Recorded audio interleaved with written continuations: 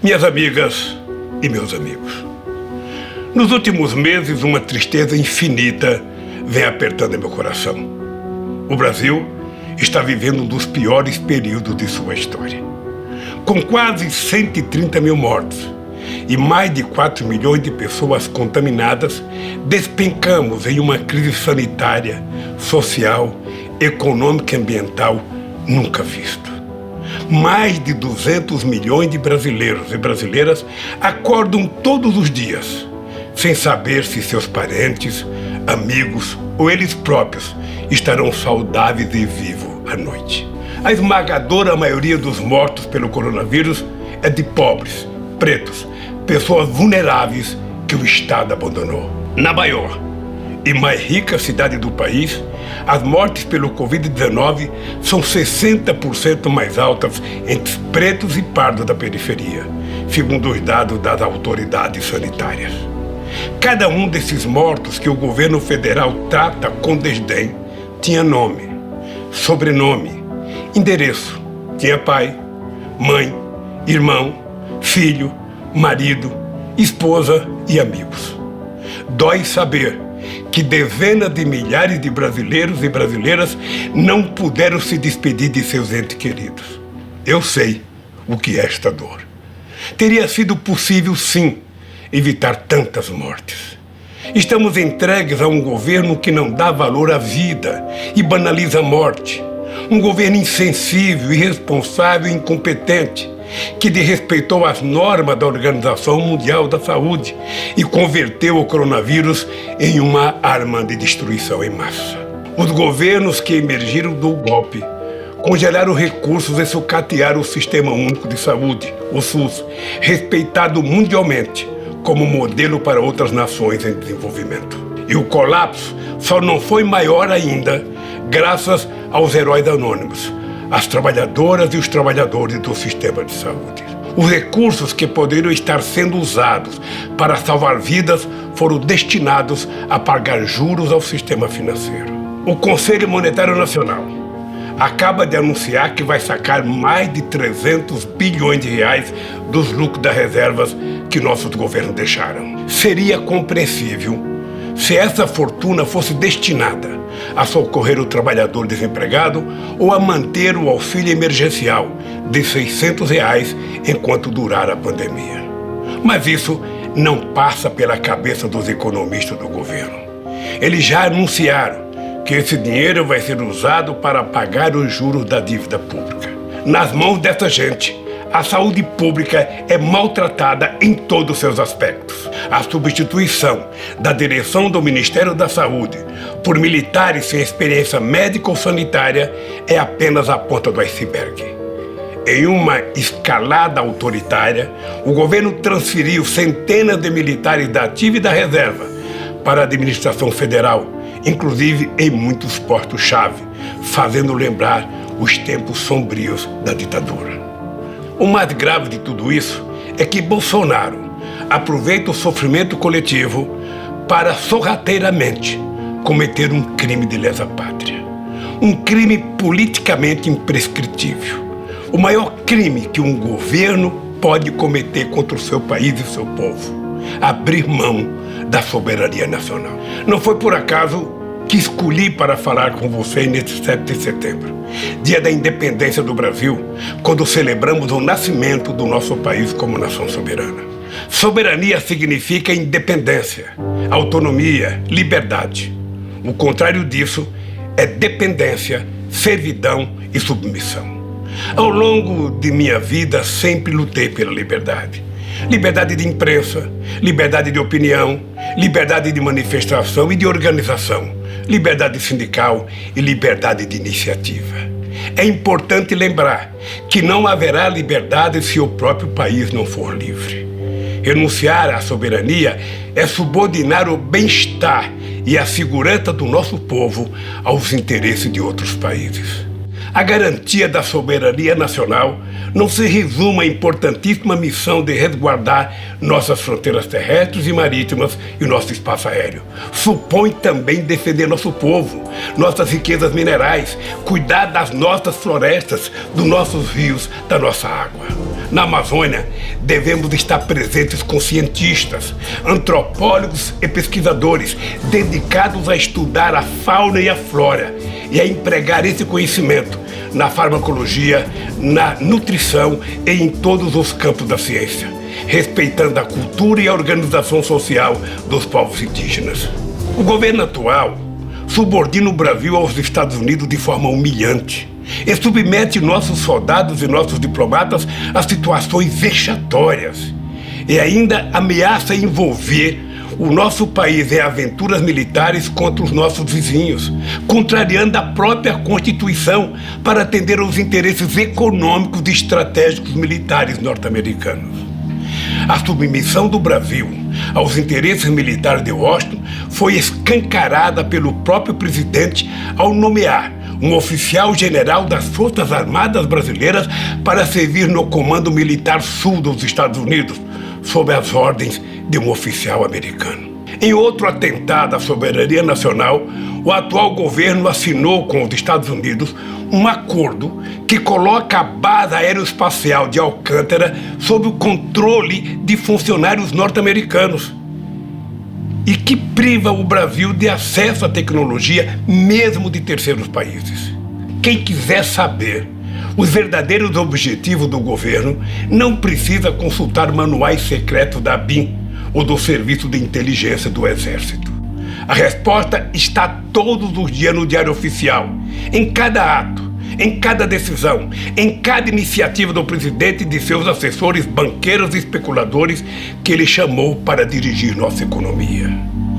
Instituições centenárias, como o Banco do Brasil, a Caixa Econômica Federal e o BNDES, que se confundem com a história do desenvolvimento do país, estão sendo esquartejadas e fatiadas ou simplesmente vendidas a preço vil. Bancos públicos não foram criados para enriquecer famílias.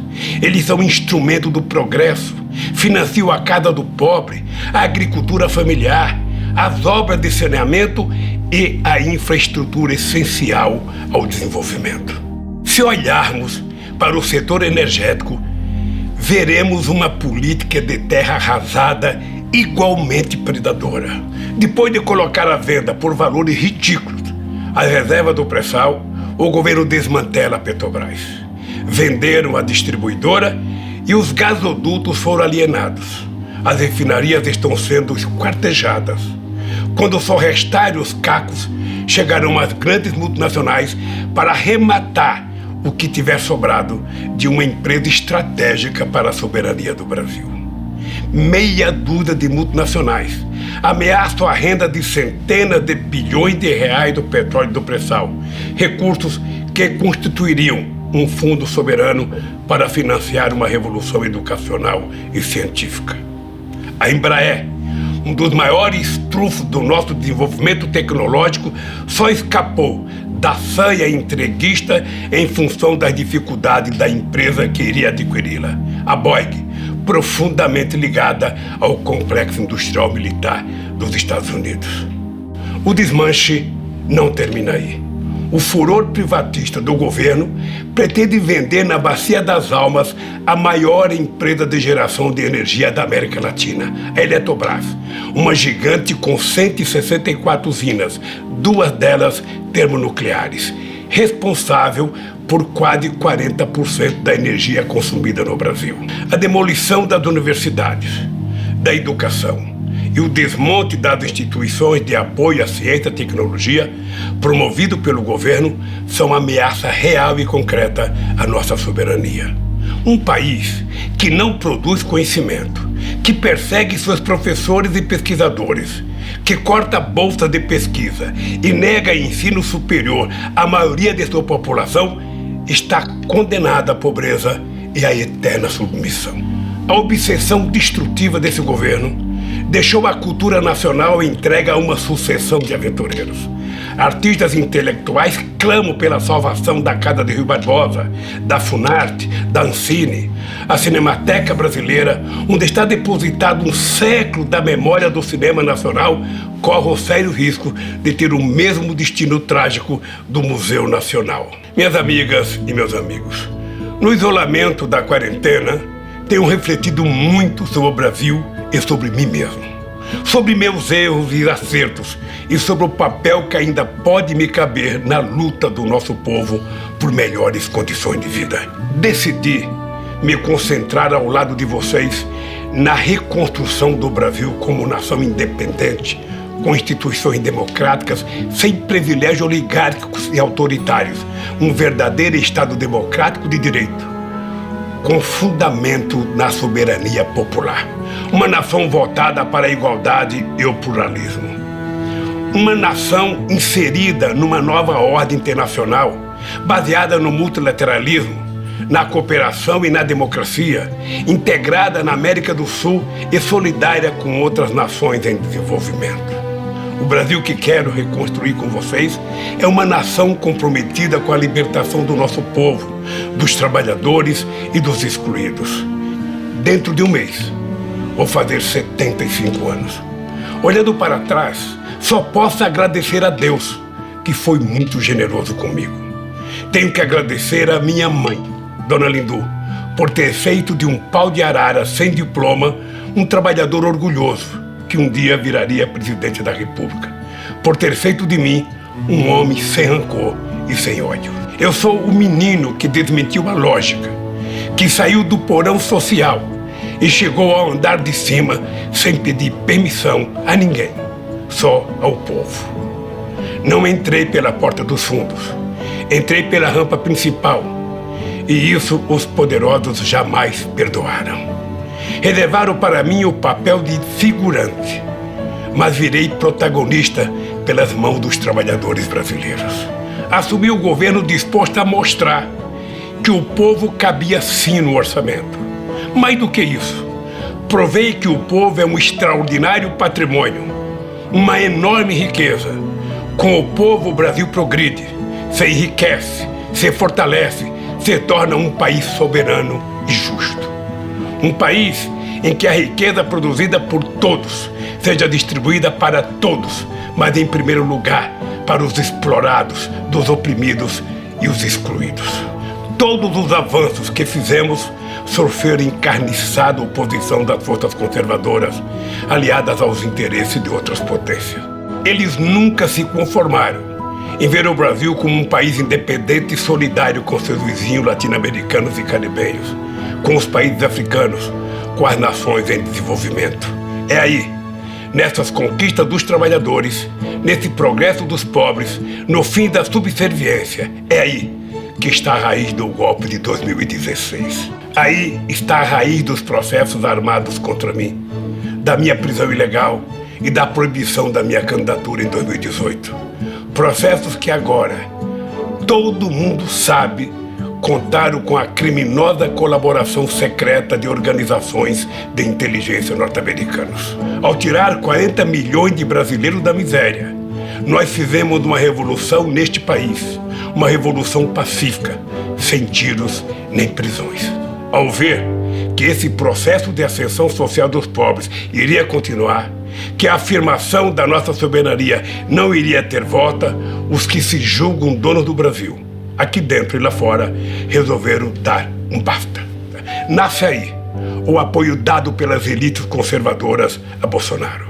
Aceitaram como natural sua fuga dos debates, derramaram rios de dinheiro nas indústrias das fake news, fecharam os olhos para seu passado aterrador, fingiram ignorar seu discurso em defesa da tortura e a apologia pública que ele fez do estupro.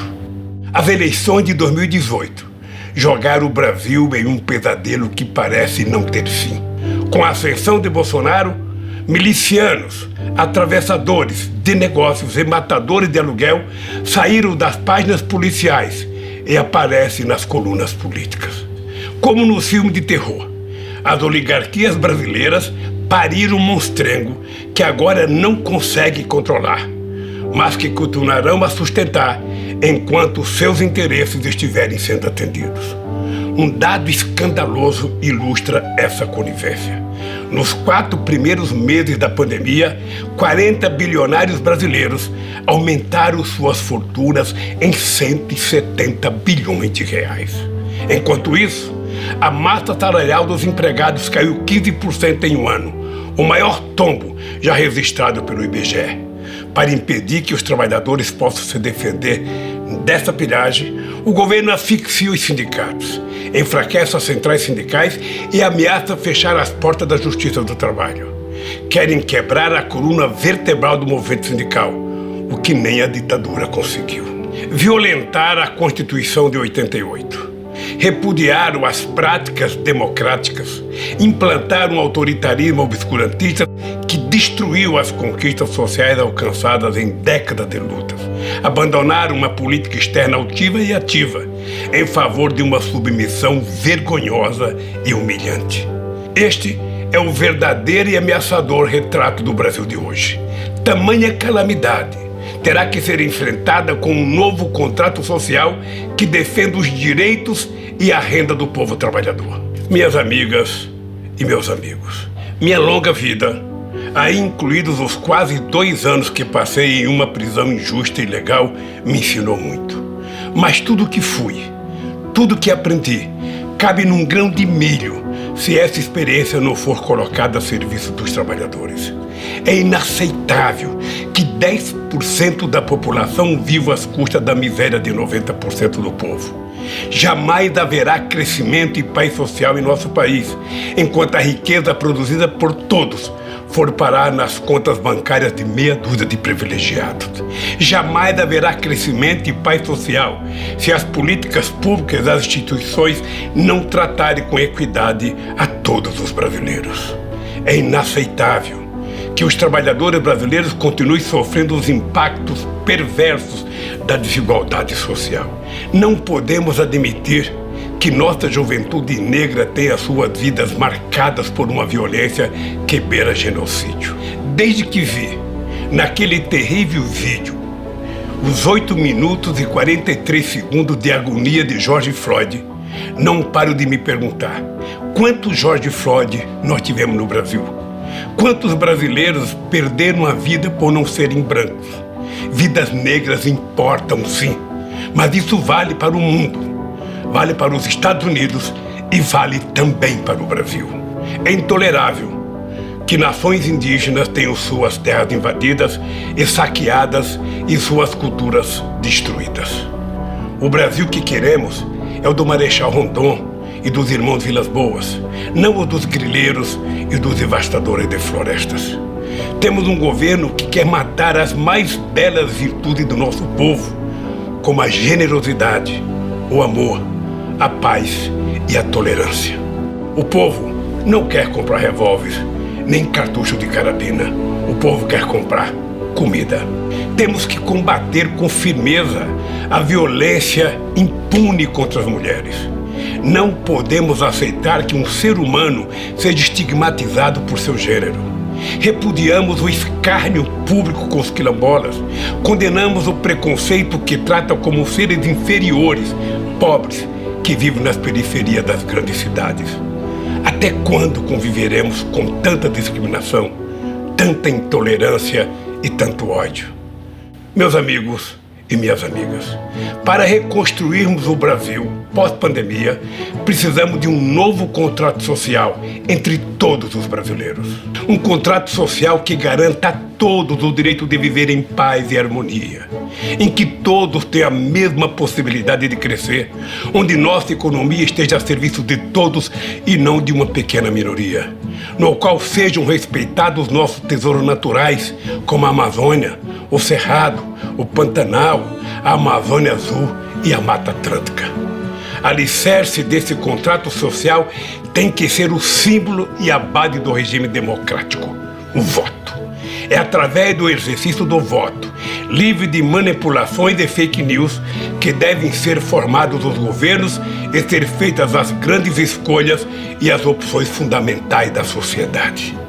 Através dessa reconstrução, lastreada no voto, teremos um Brasil democrático, soberano, respeitador dos direitos humanos e das diferenças de opinião, protetor do meio ambiente e das minorias e defensor de sua própria soberania. Um Brasil de todos para todos. Se estivermos unidos em torno disso, poderemos superar esse momento dramático. O essencial hoje é vencer a pandemia, defender a vida e a saúde do povo. É pôr fim a esse desgoverno e acabar com o teto de gastos que deixa o Estado brasileiro de joelhos diante do capital financeiro nacional e internacional. Nessa empreitada árdua, mas essencial, eu me coloco à disposição do povo brasileiro, especialmente dos trabalhadores e dos excluídos. Minhas amigas e meus amigos, queremos um Brasil em que haja trabalho para todos. Estamos falando de construir um estado de bem-estar social que promova a igualdade de direitos, em que a riqueza produzida pelo trabalho coletivo seja devolvida à população segundo a necessidade de cada um. Um Estado justo, igualitário e independente, que dê oportunidade para os trabalhadores, os mais pobres e os excluídos. Esse Brasil dos nossos sonhos pode estar mais próximo do que aparenta.